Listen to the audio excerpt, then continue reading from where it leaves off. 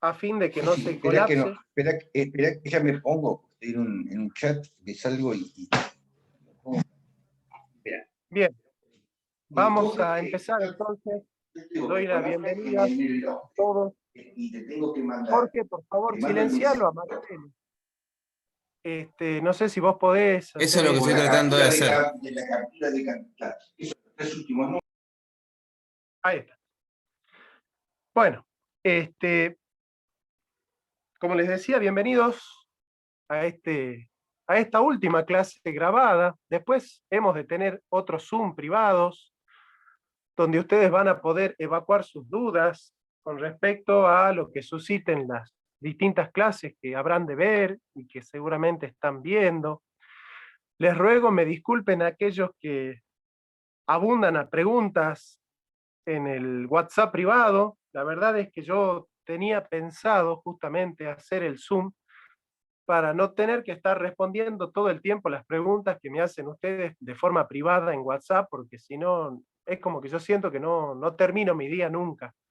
Entonces dije, bueno, yo les sugiero, les ruego, les pido que anoten sus preguntas en una carpetita para que el día que hagamos el Zoom, ustedes puedan hacer las preguntas, porque si ustedes me hacen todas las preguntas ahora, cuando lleguemos al Zoom, no va a tener sentido el Zoom, porque ya ustedes habrán evacuado todas sus dudas, ¿se entiende? Entonces, más o menos yo me he ido organizando así, para que ustedes me hagan las preguntas en el Zoom que habremos de hacer este viernes, o el miércoles que viene, o ya hemos de consensuar. Bien, habiendo entendido esto, yo les explico por qué estamos dando Plotino, que es del siglo III,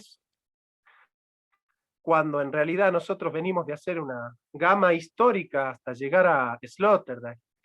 En realidad nosotros damos Plotino porque la persona que dio Plotino en el curso fue invitada por mí y, y bueno, dio Plotino a su manera y yo quise explicar más filosóficamente la doctrina de Plotino, y es por eso que yo me propuse darles Plotino ahora también, ¿sí? Así que es por eso que parecería que queda colgado Plotino. ¿Cómo vamos a ver Plotino después de ver Sloterdijk? No tiene sentido, ¿bien? Pero bueno, es una clase que aquellos que están hace 3 meses ya la han presenciado, pero que, y que incluso habrán de ver, pero que vamos a ver más filosóficamente ahora, ¿sí? Así que bueno, esta clase es un regalo, no forma parte, al igual que Sloterdijk, de las clases que habíamos programado hacer con Jorge hace 4 meses, o 5 ya.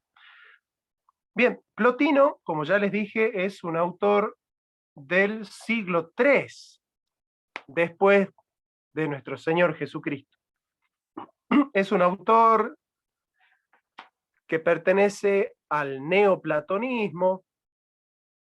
¿Qué es el neoplatonismo? Es el intento de recuperar el legado de Platón por parte de aquellos que de alguna manera ya están influenciados por el cristianismo, de aquellos que de alguna manera ya están dialogando con el gnosticismo, con el hermetismo, con toda esa tradición esotérica que viene de Egipto y de la mezcla de la sabiduría egipcia en Alejandría y griega, ¿no? De hecho, Hermes Trismegisto es la mezcla de el sacerdote Ptah con el dios Hermes, que era el mensajero de Zeus, ¿no? Hermes Trismegisto, el autor del Corpus Hermeticum, ¿no es cierto? El 3 veces grande Hermes.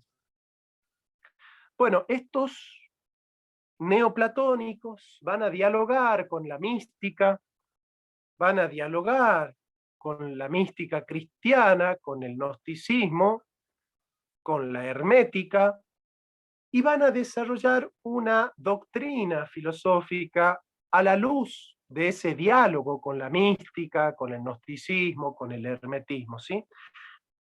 Para nosotros poder entender el legado de los neoplatónicos, es necesario que nosotros podamos abrevar, ¿no es cierto?, al pensamiento de Platón que les da pie a los neoplatónicos para entender que en Platón hay una mística, en Platón hay un hermetismo, en Platón hay un esoterismo, en Platón hay una teoría de la mística, que bueno, que los filósofos neoplatónicos van a tratar, ¿no es cierto?, de descubrir en los distintos textos de Platón. Sí. Yo te agrego algo, el presidente Sanguinetti. ¿Perdón? ¿Sí?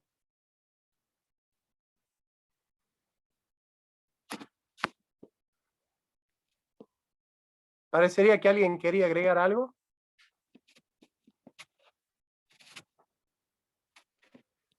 Bueno, y es el texto que nosotros vamos a trabajar brevemente. Yo se los voy a explicar de memoria, porque imagínense ustedes, yo hacerles leer el Parménides de Platón, que tiene 300 páginas, es un despropósito, ¿no? Ruth me pedía entre semana que yo les pase un texto resumido, y claro, bueno, yo los textos que yo conozco resumidos de estos temas no son buenos resúmenes, ¿sí? No son buenos resúmenes. Entonces yo, entre darles un mal resumen y resumirles yo en la clase el texto, prefiero hacer esto otro hasta que ustedes puedan leer de primera mano los textos de Platón y de Plotín. Nosotros, entonces, ahora vamos a trabajar el Parménides de Platón. El Parménides de Platón, que es la obra más difícil de leer de Platón, la más compleja, la más abstracta, la que trata temas complejos. Y es de las últimas obras de Platón, es de aquellas obras en las que Platón va a revisar toda su teoría, ¿bien? ¿En qué consiste la teoría de Platón, de los diálogos medios de Platón, sobre todo la República, el Banquete y el Fedón? Es que hay un mundo material en el cual están todas las cucharas, todas las piedras, todas las plantas, todos los hombres particulares, y hay otro mundo que él le llama cosmos noetos, a diferencia del cosmos aitetos, del mundo sensible. En ese mundo habitan las formas puras de las cosas materiales. Por ejemplo, en ese mundo de las ideas, habita la idea de planta. En ese mundo de las ideas habita la idea de hombre, la idea de justicia, la idea de belleza, la idea de amor, de la cual todos los actos de amor particulares participan. De la idea de planta participan todas las plantas particulares. De la idea de hombre participan todos los hombres particulares. El concepto de participación en griego es metexis, metexis. Pero esas ideas son estáticas, inmóviles, y no se remiten unas a otras. En cambio, en el Parménides, Platón dice, bueno, ¿por qué las ideas no pueden remitirse una a otras y poder hacerse inteligible una con respecto a la otra? Y Platón va a entender que el conocimiento de una idea es el conocimiento preciso de aquello que esa idea representa. En cambio, un conocimiento ambiguo de la cosa, vamos a decir así, análogo, es aquel a través del cual nosotros llegamos al concepto de una idea subsidiados por el concepto de otra idea.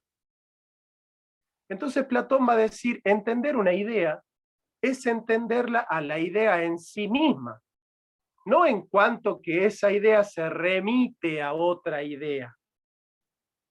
En términos técnicos, yo voy a tomar un ejemplo que da Don Scotto. Scotto dice, cuando nosotros estudiamos la semejanza entre A y B, no conocemos ni A ni B, sino la semejanza, como un tercero. Yo les voy a hacer una especie de gráfico para que ustedes entiendan, ¿no es cierto? Si yo quiero conocer A, las semejanzas de A con B, dice Escoto, en realidad yo no estoy conociendo ni propiamente lo que es A en sí misma, ni lo que es B propiamente en sí misma, sino que al estudiar yo las semejanzas entre A y B, en realidad lo que yo estoy conociendo son la semejanza como un tercero. ¿Se entiende? La semejanza entre A y B no es ni A ni B. Esto es algo muy matemático, ¿sí? El que sabe de matemática va a entender esto. La semejanza entre A y B no es ni estrictamente A ni estrictamente B, sino que es un tercero, lo que Platón se llama el tercer hombre. Entonces, ¿qué va a Jonathan, decir? Sí, perdón, ¿esto tiene algo que ver con la terceridad en Peirce, por ejemplo? ¿con el qué? La terceridad en Peirce, en la teoría de los signos. Bueno, sí, sí, en parte sí, bueno, en realidad esta semiótica y todo eso toman de esta temática del tercer hombre, ¿no? La idea de, bueno, de la idea clara y distinta, de la representación directa. Nosotros tenemos acá un tertium genus, se llama, ¿sí? Un tertium genus, un tercer género, que es la semejanza. Platón va a decir, yo en los diálogos medios, he tratado de comprender las semejanzas entre las cosas por una especie de homogeneización de la realidad. Platón fue homogeneizando la realidad, articulando las diferencias en virtud de la semejanza. Entonces buscó el concepto que articula la semejanza de los vegetales en árbol, el concepto que articula las diferencias en la semejanza de animal racional como hombre.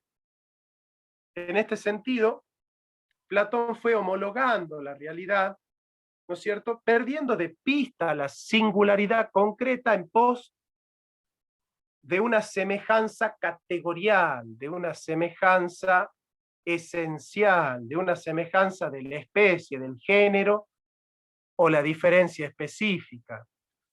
Pero Platón dice, yo me doy cuenta que para conocer una idea, yo tengo que entender lo que significa esa idea, no lo que significa esa idea en relación con otra idea, sino que yo lo que tengo que conocer es la identidad de esa idea consigo misma, la identidad de esa idea consigo misma. ¿Han podido entender esto? ¿Se entiende esto? O sea, yo para conocer lo que es, ahí lo veo a Jonathan y lo veo a Joaquín, por ejemplo. ¿Sí? Ahí lo veo a Jonathan y a Joaquín. Para entender lo que es Jonathan verdaderamente, para entender lo que es Jonathan en su singularidad concreta, en su identidad, en su mismidad, yo no puedo estudiar aquello en lo cual Jonathan y Joaquín son semejantes. Porque si yo estudio aquello en lo que Gastón, por ejemplo, Joaquín y Jonathan son semejantes, ya no estoy estudiando propiamente lo que es Jonathan en su singularidad, sino que estoy estudiando a Jonathan en cuanto parte de una especie general. ¿Me entienden ahí? Entonces, si yo digo, ¿cuál es lo singular de Jonathan? Aquello que es propiamente de Jonathan y de nadie más. Yo ahí tengo que conocer su biografía, su singularidad concreta, su existenciariedad concreta.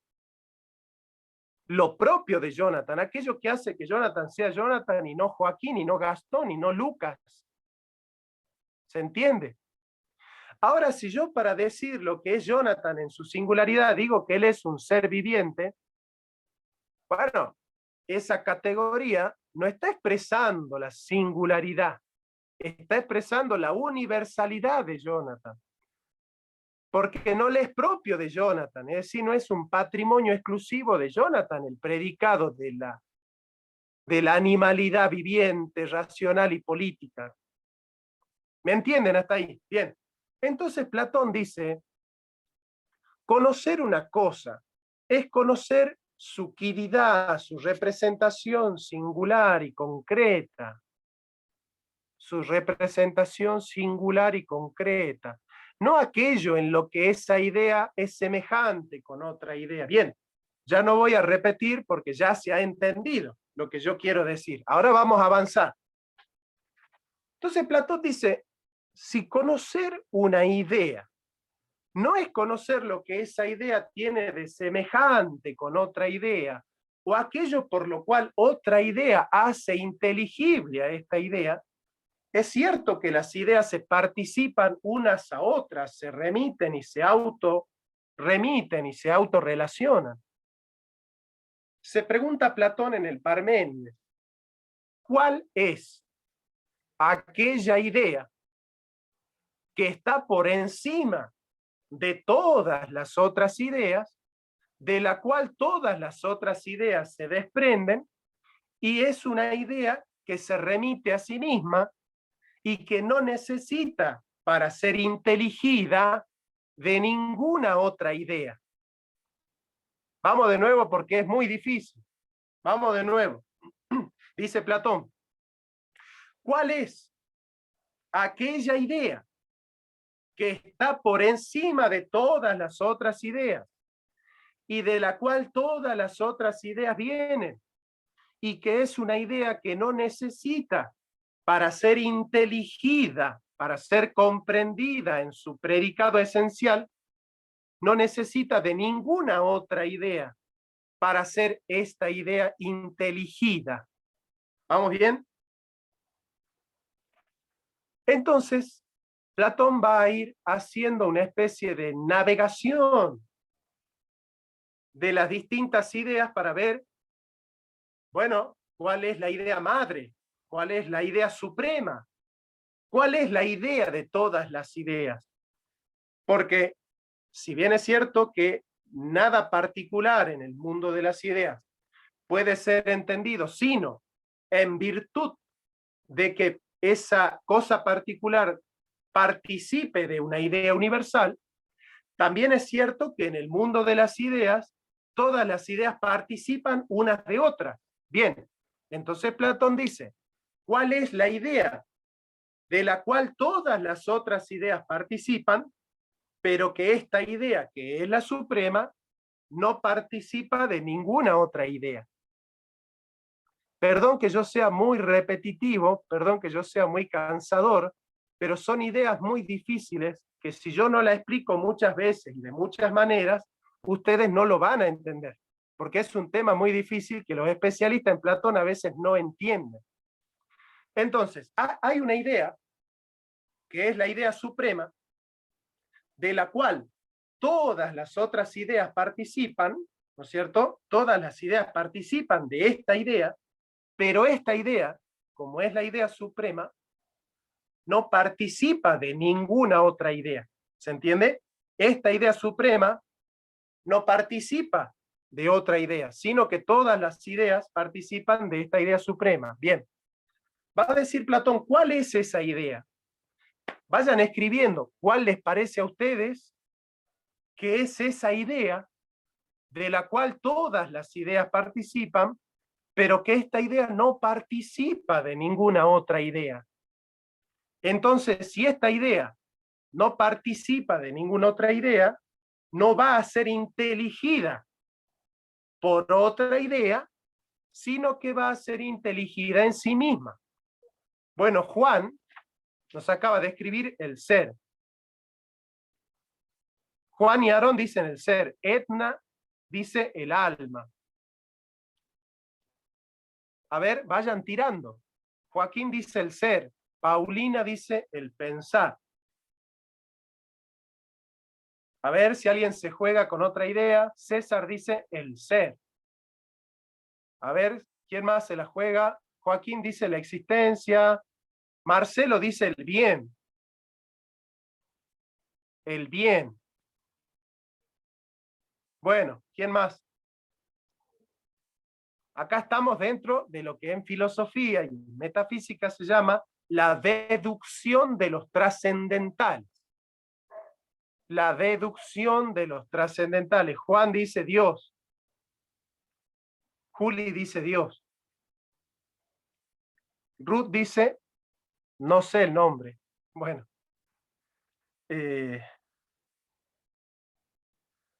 ¿Cómo se llama esto que estamos haciendo ahora nosotros? Esto en metafísica. ¿Qué? Juli se me cayó, como si se le hubiese roto el piso, se cayó así. ¿Vieron cómo cayó así?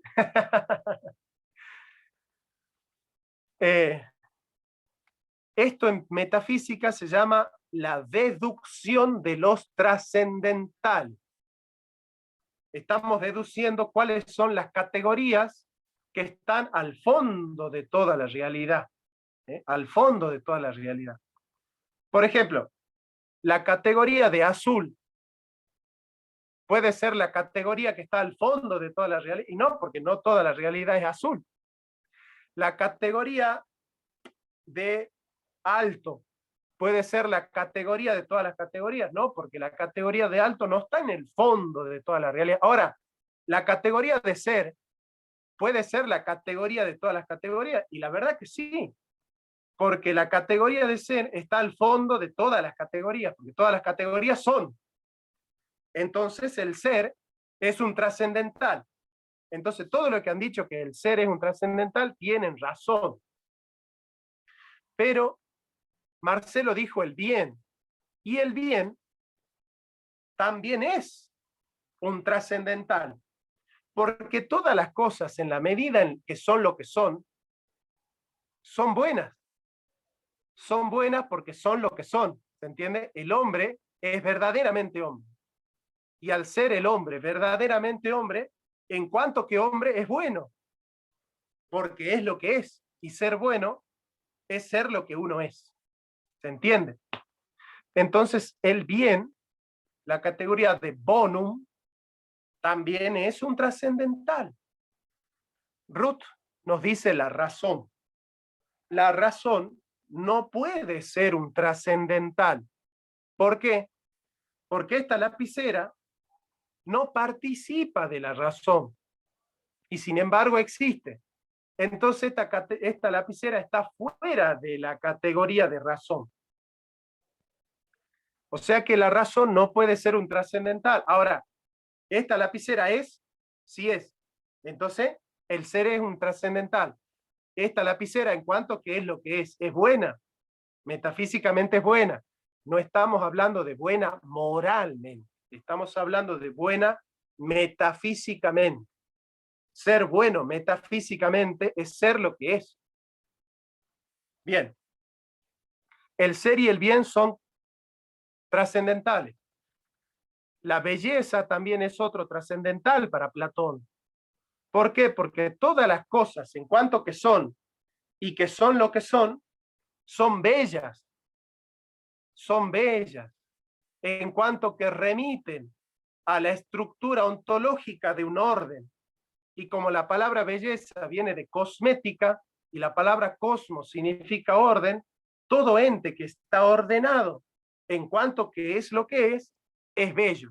Por lo tanto, la belleza es un trascendental porque está al fondo de todas las categorías. Todas las categorías remiten a la categoría de belleza, a la categoría de bien, a la categoría de ser. ¿Sí? Falta una categoría, la categoría de la unidad, lo uno. Y ahí tenemos lo que es unum, bonum, pulcrum. Y ese, el ser. Estas son la deducción de los trascendentales. Nosotros hemos descubierto... Profesor. Sí, Joaquín. Perdón, que lo interrumpa en la mitad de la deducción. ¿Y la existencia no sería un trascendental? Porque si todos los seres existen, y existen en la medida de lo que son, y metafísicamente son buenos, existir como idea sería una idea trascendental, la existencia, ¿sí? Lo que pasa, Joaquín, que la existencia es un modo de ser del ser. O sea, Ah, existencia no son cosas totalmente distintas. Cuando yo digo la piedra es, también estoy diciendo la piedra existe. claro. Está. Ya Bien. entendí. Ahora, toda piedra, en cuanto piedra, es. Por lo tanto, es un trascendental, porque la piedra es, el gato es, la ventana es, el techo es, el ventilador es, el televisor es, el hombre es. Todas las cosas, en cuanto que son lo que son buenas. ¿Por qué? Porque la piedra, en cuanto que es piedra, es una buena piedra. Todo hombre, en cuanto que es hombre, es un buen hombre. Buen hombre en el sentido de que está bien, el hombre ese está bien. Por ejemplo, yo acá veo a Fernández. Tiene una biblioteca ahí detrás. Bueno, Fernández, en cuanto que hombre, está bien, porque no le falta nada. ¿Se entiende? Si a Fernández le faltara un brazo, una pierna, una oreja, una nariz, bueno, Fernández sería, en cuanto que hombre, no un hombre perfecto. Pero en cuanto que a él no le falta nada de lo que es propio de la especie humana, Fernández es bueno, porque es perfecto. ¿En qué sentido es perfecto? Que no le falta ninguna perfección de la raza humana, ¿se entiende? Por eso estamos haciendo la distinción entre lo que es ser bueno metafísicamente y lo que es ser bueno moralmente. Nosotros no estamos diciendo que Fernández es bueno moralmente, estamos diciendo que no le falta ninguna perfección que le corresponde per se a la especie humana, ¿se entiende? Entonces, Fernández, en cuanto que hombre, es ser, porque existe, es bueno, es bello, porque toda su proporcionalidad está ordenada a su finalidad natural, que es la especie humana, y es uno. Es uno. Entonces nosotros acabamos de hacer lo que en metafísica se llama la deducción de los trascendentales. En metafísica se estudia la deducción de los trascendentales, que son aquellas categorías que están en todas las categorías, aquellos conceptos que están en todos los conceptos, aquellos predicados que están en todos los predicados. ¿Se entiende? Yo estoy tratando de ser muy prolijo para explicarles, no me llenen a preguntas. Jonathan, ¿podés repetir esto que dijiste último? Sí, puedo. Por favor. La deducción de los trascendentales consiste en el descubrimiento de aquellas categorías a la cual todas las otras categorías remiten. Deducir los conceptos de los cuales todos los conceptos participan. Deducir los predicados que están al fondo de todos los predicados. ¿Se entiende? Vamos a poner un ejemplo, porque esto se entiende con ejemplos, ¿sí? Se entiende con ejemplos. El concepto lapicera no es el concepto más importante de la realidad, porque el concepto piedra no remite al concepto de lapicera. El concepto de ganso no remite a la lapicera. Ahora, el concepto de ser sí es un trascendental, porque yo cuando me remito al concepto de piedra o de lapicera, me tengo que remitir al concepto de ser, porque la piedra en cuanto piedra es existente como piedra. La piedra en cuanto piedra es buena como piedra. La piedra en cuanto que piedra es bella como piedra. La piedra en cuanto que piedra es una piedra. Entonces, lo que yo les estoy explicando es que la deducción de los trascendentales implica descubrir aquellas categorías a las que remiten todas las otras categorías. Es decir, ustedes no van a encontrar una categoría que no remita a estas 4 categorías, ¿se entiende? Estoy explicando de 4 maneras distintas lo mismo. Yo le estoy diciendo lo mismo hace media hora. Es lo mismo. Yo le estoy explicando exactamente la misma idea de 4 maneras distintas. ¿Se entiende? O sea, lo que yo les quiero decir entonces es, no van a encontrar un concepto que no remita a estos 4 conceptos. No van a encontrar un predicado que no remita a estos 4 predicados. No van a encontrar una categoría que no remita a estas 4 categorías. ¿Se entendió perfectamente? Ustedes tienen que entender perfectamente esta idea para que nosotros podamos avanzar. ¿Se entendió? ¿Se entendió? ¿Sí?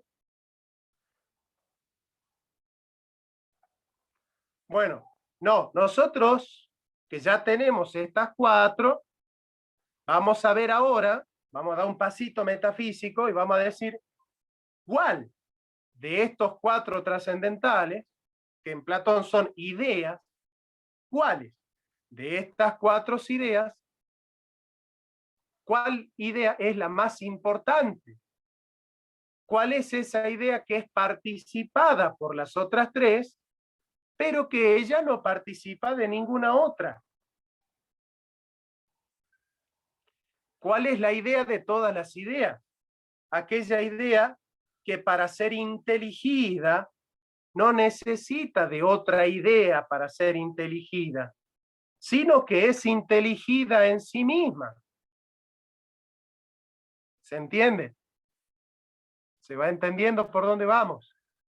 Bien, Joaquín, perfecto. Entonces, me dicen el ser. Platón va a tratar de penetrar en esta categoría del ser como trascendental, como idea de todas las ideas, en el Fedón, sobre todo en el Fedón. Ahora, ¿cuál es el problema? Cuando yo les digo el ser, ¿de cuántos seres estoy hablando? Cuando yo digo el ser,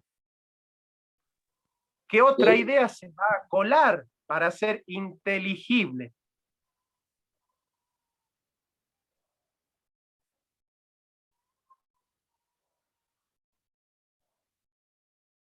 Bueno, Aarón es el que está descubriendo. La unidad, porque cuando yo digo el ser, estoy hablando de cuántos seres. Si yo digo el ser, ¿cuántos seres hay? 1. Yo puedo hacer inteligible la noción de ser sin acudir a la noción de unidad. Ustedes pueden entender lo que es el ser sin entender que el ser es un ser. ¿Entienden lo que les estoy diciendo? Es muy difícil explicar esto metafísicamente, ¿no? Si ustedes lo entienden, son unos genios, ¿verdad? Pero bueno, traten de entenderlo. Si yo les digo que ustedes tienen que entender la noción de ser, ¿la pueden entender a la noción de el ser sin acudir a la idea de que el ser es un ser? No se puede.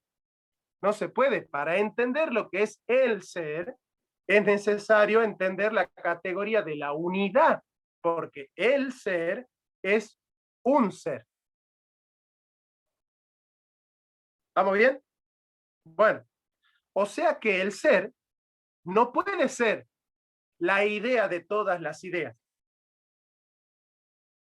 A ver, chicos, yo les voy a pedir una cosa.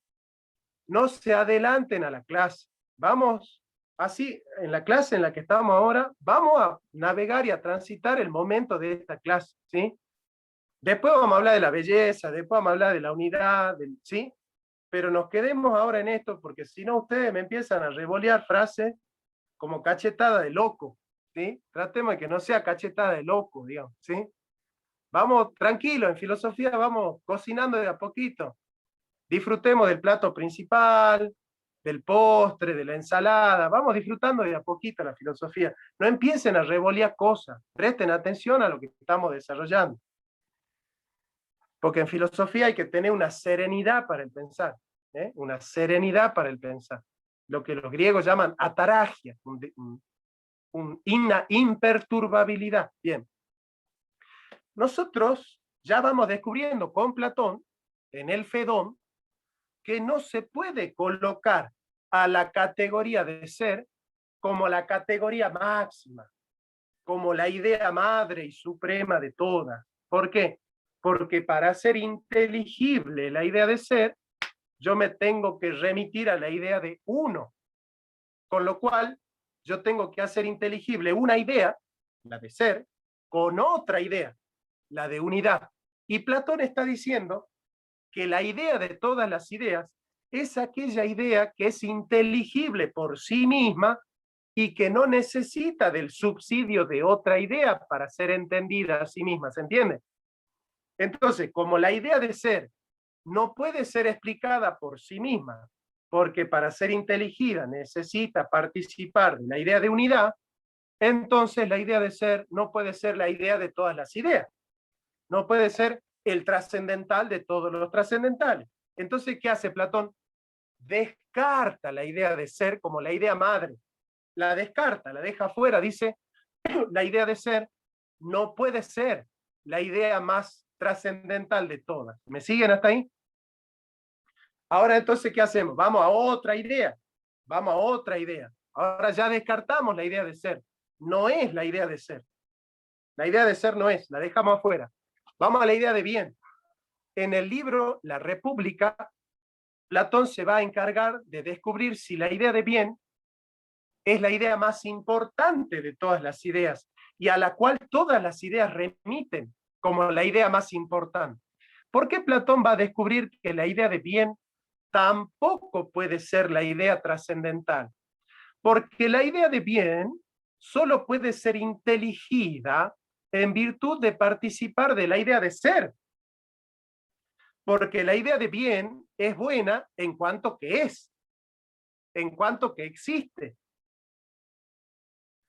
Si yo no aplico la idea de ser a la idea de bien, entonces no es completamente buena, porque una cosa es buena cuando existe. ¿Se entiende? Vamos a poner un ejemplo que pone Kant. ¿Ustedes saben lo que es un tálero en Alemania? ¿Hay alguno que vive en Alemania? Bueno, tálero es una especie de moneda, como si dijésemos un dólar, ¿no es cierto? Un dólar. Vamos a hablar del dólar. Kant habla del tálero. Kant, en la crítica de la razón pura, dice: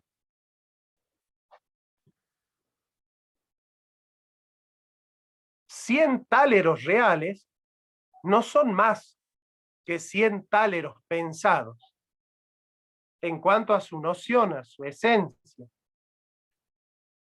Pero en realidad, en términos de la bonanza, de lo que es bueno, ¿no es cierto?, es mucho mejor 100 dólares reales que 100 dólares pensados". Yo acá lo veo a Claudio, ahí bien filosofando con la clase, bien concentrado en la clase. Yo le digo a Claudio: Claudio, yo te voy a regalar 100 libros, pero yo te regalo 100 libros pensados, no 100 libros reales.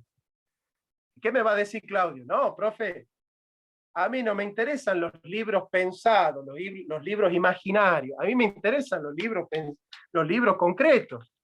Acá tengo, por ejemplo, la encíclica Fides et Ratio del Papa Juan Pablo II. Bueno, ¿qué es más importante? ¿100 libros pensados o un libro real? ¿Qué prefiere Claudio? ¿Un libro real o 100 libros pensados? Un libro real, ¿no es cierto? ¿Por qué? Porque para que algo sea bueno, verdaderamente tiene que existir. Porque un ente, lo dice San Anselmo, un ente es mejor cuando es pensado y existe que solamente ser pensado, ¿se entiende? Es mejor un ente que es pensado y existe que un ente que solamente, que meramente es pensado. Entonces, si la categoría de bien para ser buena solamente es una idea de bien, pero que esa idea de bien no existe, entonces no es tan buena, ¿se entiende? Para ser buena, la idea de bien tiene que ser, tiene que participar de la idea de ser. Ahora, si la idea de bien participa de la idea de ser, puede ser la idea de bien, la idea de todas las ideas, que para ser inteligida no necesita participar de otra idea. Gustavo me dice, no, claro, ¿por qué? Porque para que la idea de bien pueda ser inteligida, necesita ser inteligida primero como una idea, con la cual tiene que participar de la idea de unidad, y tiene que participar de la idea de ser, con lo cual la idea de bien no puede ser inteligida sino participando de dos ideas, de la idea de unidad y de la idea de ser. Ahora, si la idea de bien participa de otras dos ideas, significa que esas dos ideas son más importantes o menos importantes. Significa que son más importantes, porque la idea es más importante cuando es participada que cuando participa. Cuando las demás toman de ella, que cuando ella toma de las demás, ¿se entiende? Yo les juro por Dios que no hay clase más difícil que esta, no se puede explicar esto, porque esto es metafísica pura. Yo les estoy dando a ustedes metafísica pura. Yo les puedo asegurar que profesores de filosofía recibidos hace 20 años no entienden estos problemas. Así que si 1, 2 o 3 de ustedes entienden algo, ya es mucho, ¿sí? Así que Juli, esa sonrisa es una sonrisa de pasión filosófica. Bueno, ya descartamos la idea de ser. Ahora ustedes me van a decir, profe, eso es lógica pura. ¿Qué tiene que ver, qué corcho tiene que ver eso con la mística? La mística surge de acá. La mística surge del supremo esfuerzo de la razón. La mística no es un delirio místico. La mística surge por haber explotado la razón. La mística surge cuando la razón ha explotado. Bien, ya hemos descartado la idea de ser. Ya hemos descartado la idea de bien. Nos falta la idea de belleza, que la desarrolla Platón, ¿dónde? En el banquete. Miren, yo le estoy resumiendo todas las obras de Platón. Ustedes están entendiendo las obras de Platón. La idea de belleza no puede ser la idea más importante, porque la idea de belleza es bella cuando existe, no cuando no existe.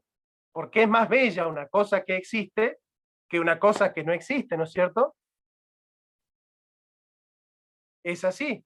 Si yo le digo a Aarón, ahí lo veo a Aarón, si yo le digo a Aarón, Aarón, yo te voy a presentar una amiga que es hermosa, es casi una modelo, pero no existe, Aarón me va a decir, no, pero no es bella, ¿cómo va a ser bella una mujer que no existe? Son bellas las mujeres que existen, no las mujeres que no existen. Entonces la idea de belleza, para ser verdaderamente bella, tiene que existir. Con lo cual, la idea de belleza tiene que participar ¿de qué idea? De la idea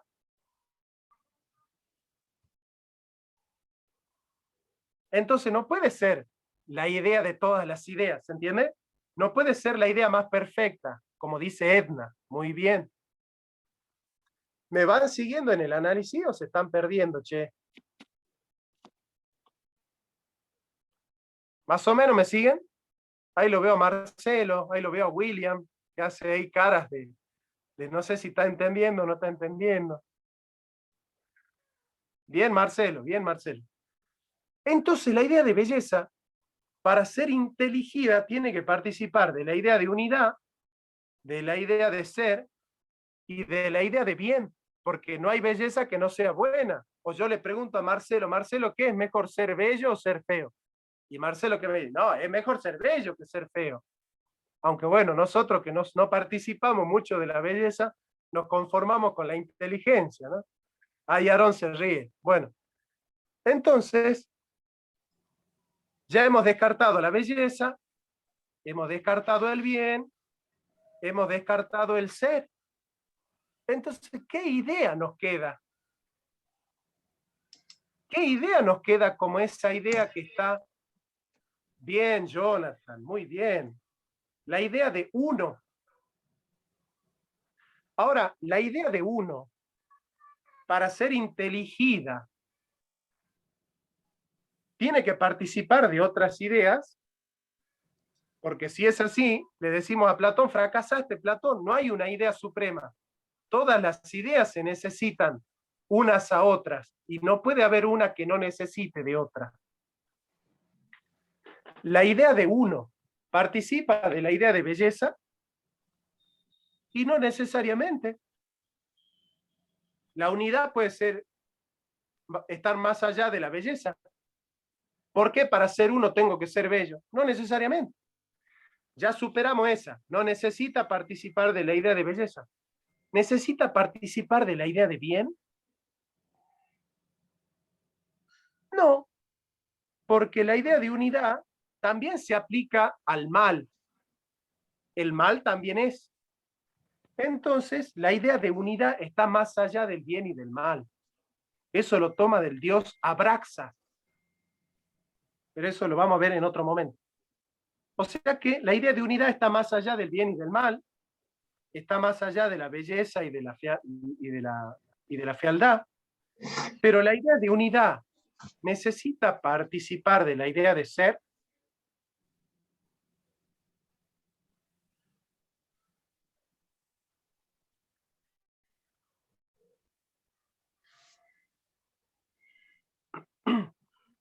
Bueno, pero de ser tanto, por ejemplo, de ser una cosa real, física, no, porque hay números que son ideales, Bueno, ¿no? Pero pero no hablamos de Pues existencia física. sería un tipo de existencia, de ser también el número, Sí, la pero a cosa ver, ideal. Platón va a decir, si la idea de uno participa de la idea de ser, en realidad, ¿cuántas ideas ya hay? Dos. ¿Se entiende? Profesor, Sí, en realidad, o sea, se necesita, sí, de la idea, la unidad del uno necesita de la idea de ser, porque así sea físico o abstracto, existe para ser uno. No a ver, necesariamente necesitará de todas las demás, pero existe para ser uno. está bien lo que decís, porque es lo que Platón se plantea. Digamos, vos le estás diciendo a Platón lo que es el meollo del problema de Platón. Digamos, si vos le decís eso a Platón, lo estás poniendo en aprietos.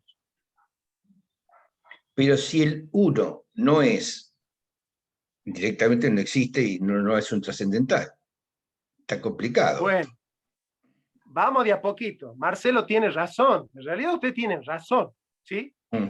Pero Platón va a tratar de salir del atolladero. Vamos a suponer que yo soy Platón. A Platón lo han puesto en aprieto. Lo han arrinconado.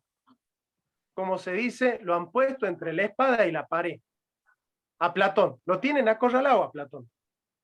Lo tienen ahí, jaque mate, ahí.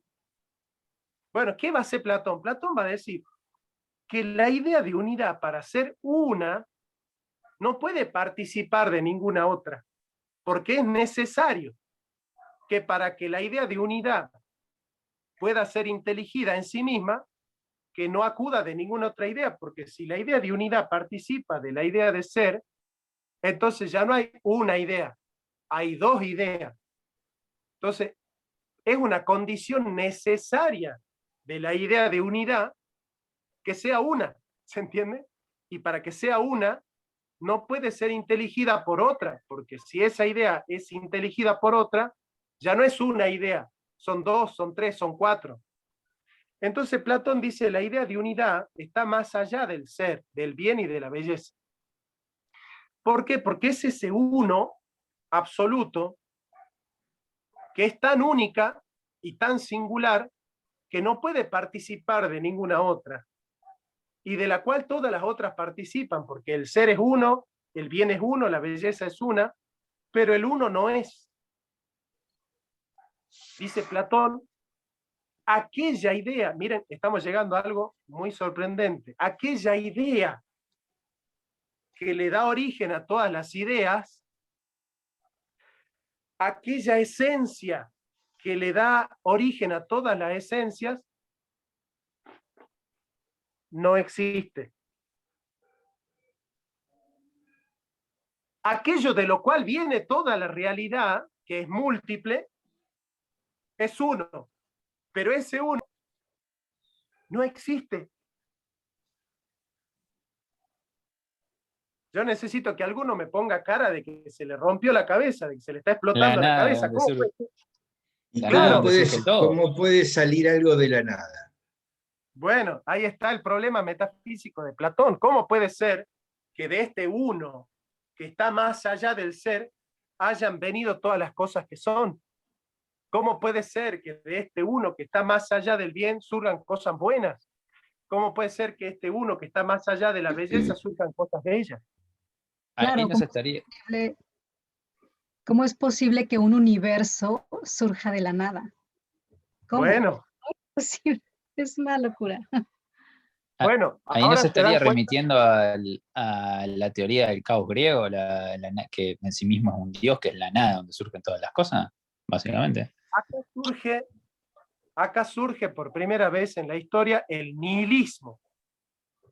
Esta idea de que en el fondo nosotros buscamos un sentido, un fundamento a las cosas y queremos acceder con nuestra razón al fundamento de las cosas, y cuando llegamos al fundamento nos damos cuenta que no hay nada. No hay nada. Yo les conté el cuento del niño con la abuela. Se mueren los padres del niño. El niño tiene 11 años. El niño se va a vivir con la abuela. Y la abuela lo lleva a una casa enorme donde vivían sus padres. Y lo pasa por las distintas habitaciones de la casa. Está bien la frase de Estéfano, muy bien. Y en una de las habitaciones enormes de la casa, la abuela le dice al niño: vení, nietito, Carlito le pongamos, vení, Carlitos. Acá, en esta habitación, tenés prohibido entrar. Y Carlito le dice: abuela, pero ¿por qué tengo prohibido entrar ahí? Vos no podés pasar ahí. No podés entrar ahí, no debés entrar ahí. ¿Pero por qué, abuela? No podés hacerlo y no preguntes, porque no te voy a responder. No podés entrar ahí. Carlitos pasa una noche traumatizada, traumada. Dice: ¿pero cómo puede ser que no pueda entrar ahí? Ahí debe haber un tesoro escondido. Debe haber la respuesta a todos mis problemas. Debe haber un secreto que me ocultan y que yo tengo que saber. ¿Qué hace Carlitos? Se vuelve loco.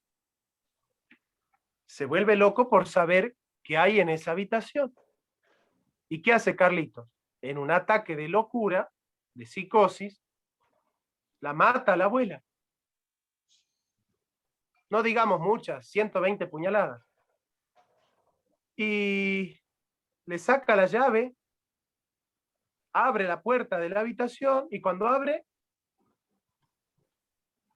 no hay nada. ¿Y qué hace Carlitos? Se vuelve loco. ¿Por qué se vuelve loco? Porque el hombre no se puede hacer idea de la nada. No nos podemos hacer una idea de la nada. Entonces, ¿qué sucede? Este uno, en el fondo, es una nada, porque no tiene propiedades. Este uno, ¿qué propiedad tiene? ¿La propiedad del bien? No. ¿La propiedad de ser? No. ¿La propiedad de la belleza? No. ¿Qué propiedad tiene? Ninguna. Entonces, toda la pluralidad viene de la unidad, pero esta unidad no existe, está más allá del ser. Hay un filósofo actual que se llama Jean-Luc Marion. Jean-Luc Marion, que escribió un libro que se llama Dios sin ser. Dios sin ser. No, porque la palabra Dios ya es una propiedad. Este uno no puede ser Dios, porque Dios es una propiedad divina, tiene cualidades, tiene propiedades. Entonces, ¿qué hacemos? Bueno, ¿han entendido la problemática de Platón? Para Platón, entonces, la idea más importante de todas, y de la cual todas las otras ideas vienen, es la idea de la unidad. Porque la idea de la unidad es la única idea que es inteligible por sí misma. Esto es Platón. Ahora vamos a Plotino. Ahora vamos a Plotino. Todas mis neuronas se están esforzando, dice Estéfano, querido. Plotino dice: en la realidad hay tres hipóstasis. hay tres sustancias, hay tres regiones de ser, que están jerarquizadas, desde lo más inmaterial a lo más material, de lo más espiritual a lo más corpóreo. Estas hipóstasis son el uno, que es inmaterial, que es infinito, que es no imperfecto y que es incorruptible, que está más allá del ser y del pensar, que es incognoscible e innombrable. No tiene número, no tiene cantidad. Este uno no es el número uno de Pitágoras. Este no es el uno, es lo uno. ¿Se entiende? Es lo uno. Está más allá del género, no es el ni la, es lo. Una feminista diría le une, ¿no? Bueno, lo uno. Perdón, me salió. No tenía que hacer el chiste. Es No, lo siempre uno. nos sale ese chiste, es inevitable. Sale, sí. Ahora, miren, yo no dije que es espiritual, dije que es no material. Es no finito. No imperfecto. Es no corruptible. Porque dice Plotino, este uno está más allá de la naturaleza. Solo puedo conocer lo que él no es. No puedo conocer lo que él es, sino lo que él no es.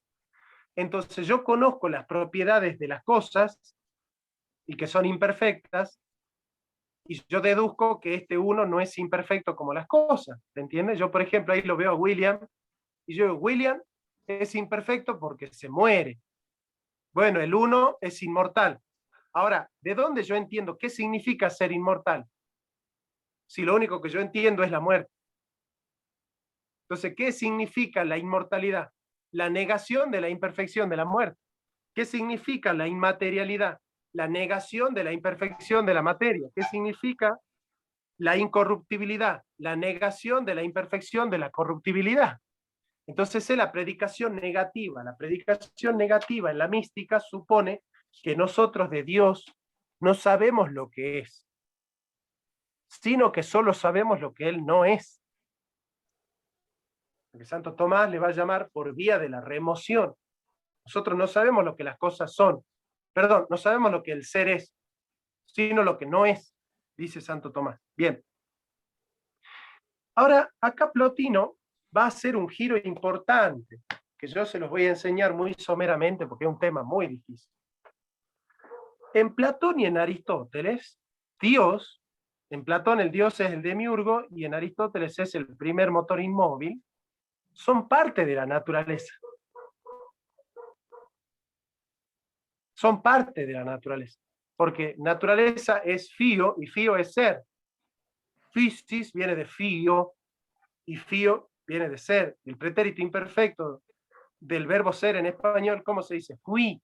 Y fui viene de fío, physis, naturaleza. Y ahí viene la palabra física, de physis, física. Los fisiólogos. Para Platón y para Aristóteles, Dios, o sea, el demiurgo en Platón, el primer motor inmóvil en Aristóteles, Dios forma parte de la naturaleza. Selena, ¿te me estás durmiendo? No, estoy calculando, estoy pensando. Bueno. Estoy tomando. Que no se te muera ninguna neurona, ¿no? No, jamás. Bueno, manténlas todas vivitas y coleando. Obvio. Ahí lo veo a Pablito, a Pablo Peirón. Bueno, miren, nosotros entonces estamos diciendo que no podemos conocer lo que es sino lo que no es. Platón dice, el demiurgo forma parte de la naturaleza. Lo que hace el demiurgo, ¿qué es? Darle forma a las cosas. Y el primer motor inmóvil lo que hace es comunicar, ¿no es cierto?, comunicar la actividad vital, la movilidad, el motor, la movilidad a las cosas. El demiurgo da forma a las cosas a través de la participación, y el primer motor comunica la actividad vital a los entes. Por lo tanto, el demiurgo y el primer motor inmóvil forman parte de la física, de la naturaleza. ¿Qué giro va a hacer Plotino? Plotino va a decir, si para Platón los dioses forman parte de la naturaleza, lo contrario de los dioses, ¿qué es? La nada, porque si naturaleza es ser, y los dioses forman parte del ser, es decir, de la naturaleza, lo contrario de los dioses es la nada. Pero en cambio Plotino dice, la nada no está en contra de Dios. La nada es un atributo de Dios, porque Dios no existe. Es decir, este uno, que es el ser, entre comillas, ven que el lenguaje no puede hablar de esto, el uno es el ser que no existe, ¿ven? El lenguaje no nos sirve para hablar de estas cosas, por eso él dice es lo innombrable. Es inefable, ¿no? Cuando uno quiere utilizar el lenguaje es bastardo para estas cosas, no alcanza el lenguaje.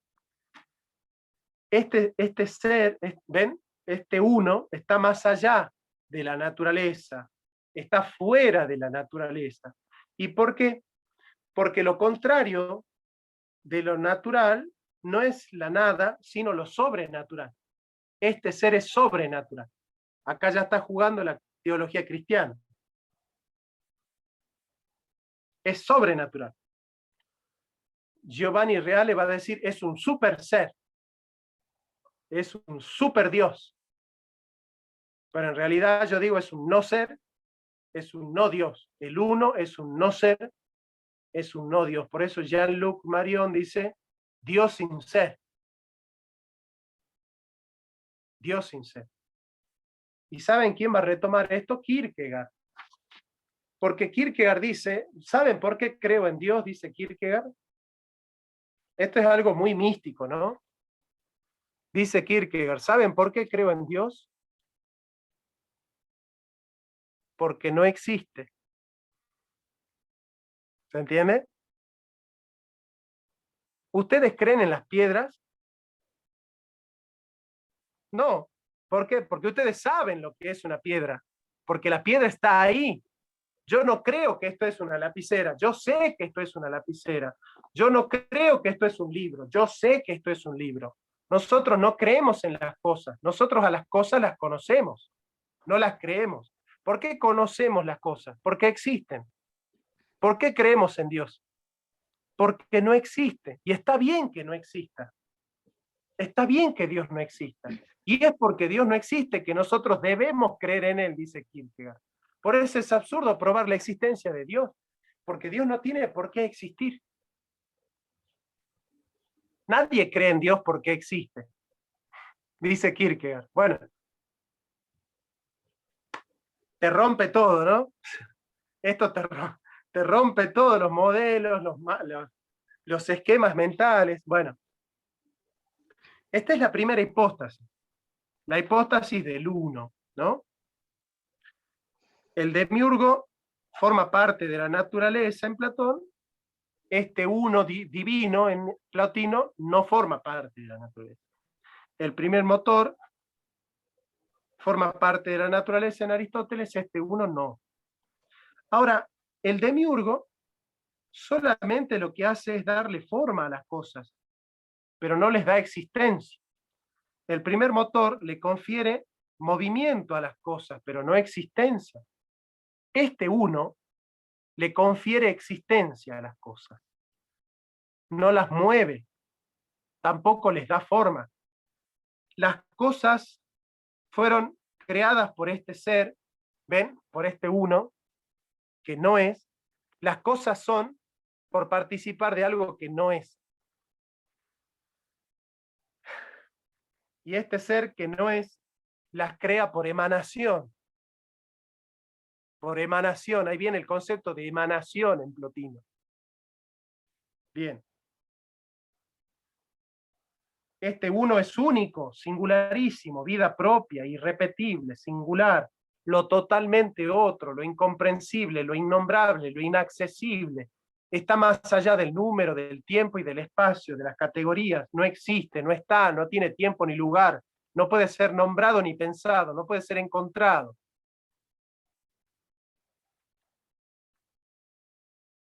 Pero de este uno viene que la segunda hipóstasis, que es el alma del mundo.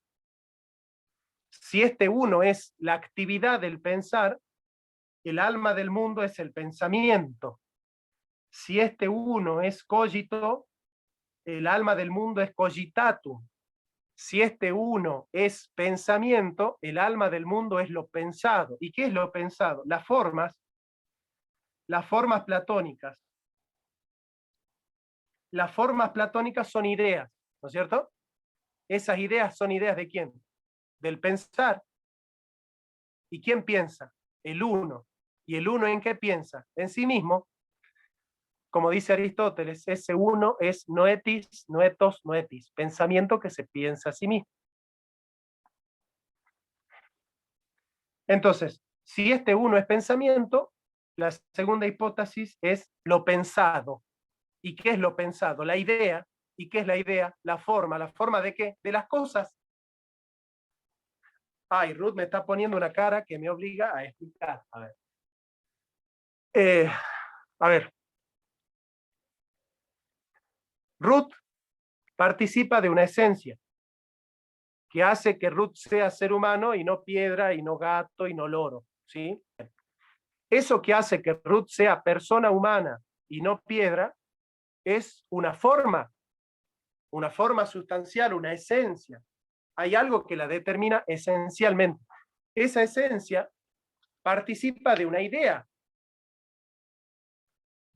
de persona humana. Esa idea de persona humana es idea porque alguien la está pensando. ¿Se entiende? El que está pensando esa idea es el uno, que esa es una hipóstasis. Y el contenido de ese pensamiento es esa idea. O sea, la segunda hipóstasis es, dale Jorge querido, te mando un abrazo grande. Esa forma humana es el contenido del pensamiento del ser. ¿Se entiende?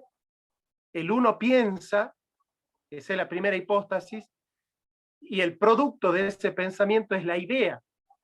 La idea de bien, la idea de justicia, la idea de hombre, la idea de planta, la idea de árbol, la idea de bien, la idea de círculo, la idea de triángulo, la idea de bien, la idea de ser. Bien.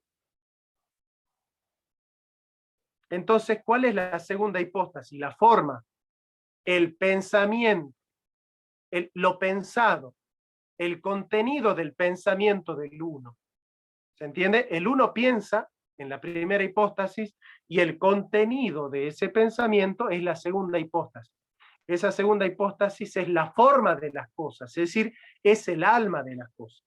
Si la primera hipóstasis es Dios, la segunda hipóstasis es el alma del mundo. El mundo tiene un alma que hace que el mundo sea eso y no otra cosa. Hay algo que hace que las cosas sean lo que son y no otra cosa. Y esa es la segunda hipóstasis. Ya los estoy perdiendo porque estamos entrando en una complejidad tremenda, ¿no?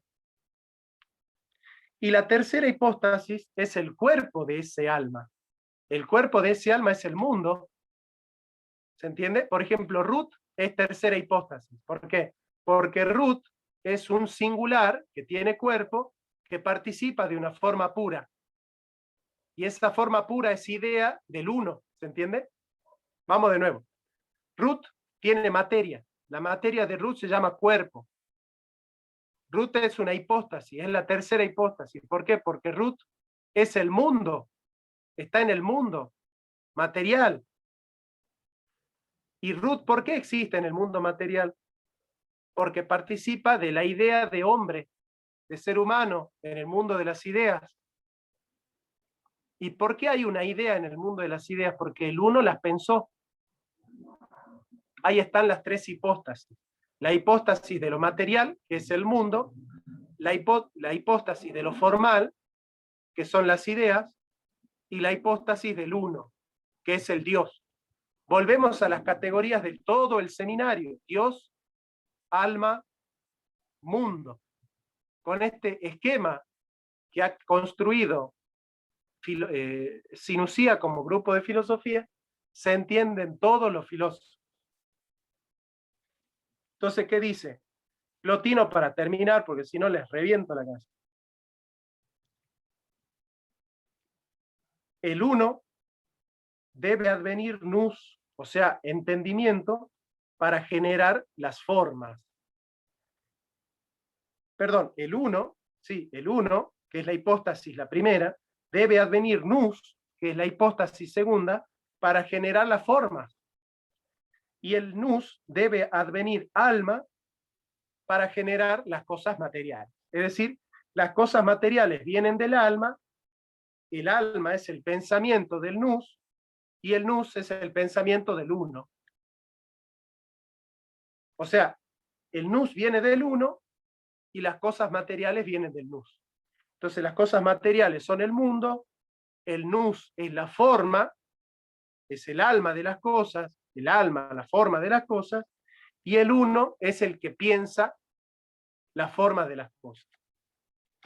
El uno es el Dios, el nous es el alma de las cosas, y las cosas son la materia del nous, la materia de la forma.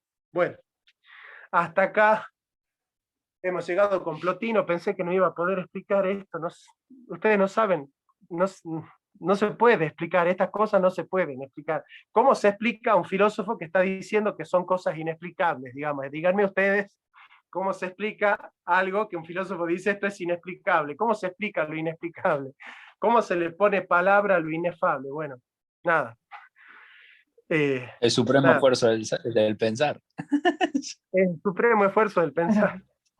O guardamos silencio. Sí, ¿qué les parece si nos tomamos de las manos y hacemos una oración en silencio? Bueno, vamos a irnos ordenando de menor a mayor o de mujer a varón. ¿Quién quiere hacer preguntas? Yo no tengo nada más para decir. Me declaro incompetente para seguir explicando estas cosas. Y no, Sí. maestro. A ver. Parecería que está deduciendo la Trinidad de todo eso. Ajá, a ver, ¿cómo? Claro, tiene una analogía con la Trinidad cristiana. El Dios Padre, el Dios Hijo que genera todas las cosas. Bueno, el Espíritu Santo, la materia, ahí le erra, ¿no? Por eso decía que era una analogía. Bueno, es posible. No, es erróneo, no se puede comparar. Pero quiero decir, me parece que cuando se explican esas trinidades, todas esas cosas, piensan en algo parecido. Claro. No es que sea lo mismo, porque es la génesis del mundo. Lo otro es otra cosa, es la vida interna de Dios, otra cosa. Correcto. Son dos cosas diferentes, pero quiero decir, usan el mismo mecanismo, yo he visto entonces, que lo sacaron de acá. Es posible, sí, es posible. Es posible que la Trinidad pueda ser explicada defectuosamente, seguramente, sí. Yo ¿Y les- puedo comentar algo? Ay, Sí. es que en cuanto a la opinión de, perdón, ¿cómo te llamas? El que acaba de comentar lo de Marcelo. Marcelo. Es que yo tengo entendido que efectivamente el cristianismo, para construirlo, tuvo que apoyarse muchísimo en los conceptos griegos para, digamos, explicar ciertas cosas inexplicables. Adquirieron muchos conceptos de los griegos. Claro. Seguramente, sí. Mira, yo lo que me acuerdo de cuando le escuché las explicaciones esas, es que el Padre engendra al Hijo. Y después, entre el Padre y el Hijo, generan el Espíritu Santo, que esa es la tesis católica romana. El Padre genera el Espíritu Santo es la tesis, por ejemplo, de los ortodoxos rusos. Ahí tienen una discusión si los dos generan el Espíritu Santo uno. Esa es una discusión teológica viejísima. Pero esa es, digamos, la tesis de la Trinidad, cómo funciona adentro, o sea, adentro de ellos. Esto cómo se genera el mundo. Hay uno que lo piensa y después lo hace, lo materializa. Claro, claro, sí, sí, es razonable. Digamos, como aquello de que el verbo se crearon todas las cosas, o sea que el verbo en el fondo, o sea, Cristo, fue el creador con su mente, con la idea de cada una de las cosas particulares va generando el mundo. Me gusta, me gusta. Y un poco, ay, perdón, un poco pensando en la primera ponencia de cómo llegar a la idea de las ideas y que después, no sé, a lo mejor estoy equivocada, pero finalmente se entiende que no puede haber la idea de las ideas porque todo está encadenado, una a otra te lleva a otra y a otra y a otra. Entonces, digo, de alguna manera, este encadenamiento de sucesos van creando, digamos, como las capas de la cebolla y bueno, me acordé de la frase, que no sé si es así, pero Plotinio, me parece que hay una frase que dice que estaba esperando a una amiga suya porque estaba a punto de morir y entonces Plotinio dijo, qué bueno que llegaste porque estaba esperándote para que lo divino en mí se vaya a lo divino del universo. Entonces, con esto es como esta... ¿Perdón? Como que se disuelve la entidad en una forma pura que Sí. es universal. Sí, sí. Pero que tiene esta forma, la contiene cada uno de los seres, ¿no? Lo divino en mí para que se vaya a lo divino del universo. Has entendido perfectamente el pensamiento de Plotino, ¿eh? Es exactamente así. Por eso es tan difícil. Al ser mística no se puede entender, o sea, yo acabo de cometer un sacrilegio, la mística no se explica. Pero también de alguna manera es el tema, ay, perdón, no quiero quitarle la palabra a los demás. Bueno, pero me parece que sí, es verdad que la razón no puede llegar a comprender el todo porque pues somos, es decir, lo vamos a comprender desde nuestro lugar, ¿no? Pero finalmente creo que podemos ir intuyendo, ¿no? Y poco a poco vamos conociendo, bueno, como decían ustedes, ¿no? Se piensa pensando, ¿no? Bien. En fin, ya no voy a hablar más, chicos, perdón. Bien. A ver, una preguntita más que sea sobre el tema. Yo tengo una pregunta. A mí me explotó la cabeza con esta parte de cuando hablabas de Dios no existe, porque bueno, yo tengo un concepto de lo que es existencia y sí, o sea, pero pasa a solamente ver, sino porque también por la experiencia. Bueno, yo eso es así como lo vivo, lo veo. Pero entonces a mí me cuestiona esto, si este concepto de Dios que por no, o sea, no lo podemos ver, dice, si no existe, entonces tampoco creo que lo podríamos, o sea, no se podría ni siquiera pensar en él o en ese concepto si no existiera, o sea, existe No, por no, sí, claro. ¿no? No, vos tenés razón, Dios sí existe. Yo no creo que Dios no exista. Lo que pasa es que estos asocian existencia con existencia material. Están pensando que la única manera de existir es existir materialmente. Si lo uno no se puede conocer, ay Ruth, no llegué a leerte. Lo digo, lo puedo decir.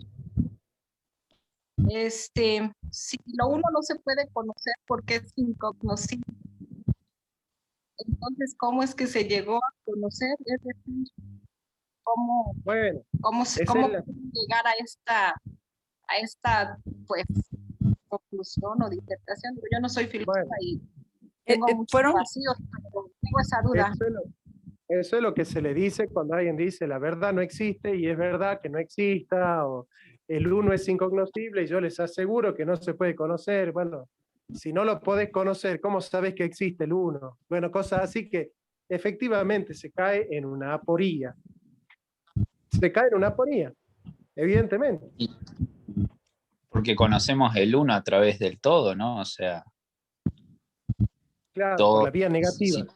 Claro, si todos somos parte de uno y ese uno es el uno supremo que contiene a todas las cosas porque las piensa, entonces nosotros conocemos el uno supremo sin llegar a comprenderlo completamente porque nos limita nuestra condición de seres imperfectos, a través de todas las cosas. Exactamente. Porque se contiene a sí mismo y a su vez nos contiene a todos nosotros. Y se lo conoce solo por vía negativa, es decir, no sabemos lo que es, sino lo que no es. Claro, exacto, no tenemos la certeza de lo que es, solo sabemos lo que no es. Perfecto, Joaquín, perfecto. Me gusta porque yo pensé que no iban a entender la clase y han entendido mejor que yo, así que... Jonathan, otra preguntita. ¿No hay algunos filósofos que, en vez de decir, como dice Platón, que la idea de uno es la suprema, agrega a la idea de uno, como habíamos hablado antes, la idea de ser, entonces genera una especie de que los trascendentales hay una especie de equivalencia y que no... Santo Tomás de Aquino. Santo Tomás de Aquino dice, Dios es uno, bello, bueno, santo, puro, perfecto, tierno, justo, misericordioso, todas las perfecciones. Dios es la suma de las perfecciones. En Dios subyacen todas las perfecciones en acto puro. Ese es Santo Tomás de Aquino, claro. Profesor. Sí. Y en la idea en el noumeno kantiano, ¿la idea de Dios cabe únicamente como hipótesis? No, no cabe de ninguna manera. ¿No cabe ni como hipótesis? No, Dios va a aparecer en la crítica de la razón práctica como postulado de la razón práctica, pero fines operativos. Pero no, es postulado nada más, ok. No, Dios es un tema de fe, dice Kant. Acá en la filosofía Dios no tiene nada que ver, dice Kant, ¿no? Así que, gente hermosa, bueno, me gustó dar la clase, me pareció que es un tema importante de tocar, cómo se accede a la mística, pero como yo les prometí que la clase de Heidegger iba a ser doble, yo solo tuvimos una clase de Heidegger, en la semana les voy a estar pasando el link para que podamos seguir metiéndonos en Ser y Tiempo de Heidegger, ya no en Zoom, sino desde mi canal. Así que con esto ya hemos concluido lo que es esta serie de clases programadas, de 24 clases, y a partir de ahora vamos a establecer cuáles han de ser los días que vamos a juntar para hacer los Zoom a aquellos que están viendo las clases grabadas y que están escribiendo sus preguntas para que en ese Zoom puedan evacuar las dudas pertinentes. Así que por favor vayan anotando todas sus dudas, no se queden con ninguna duda por anotar y ya vamos a consensuar en el grupo qué día vamos a hacer el Zoom. Así que les agradezco a todos. Gracias. Gracias. Chao. Gracias a todos. Gracias, nos vemos. Muy buenas.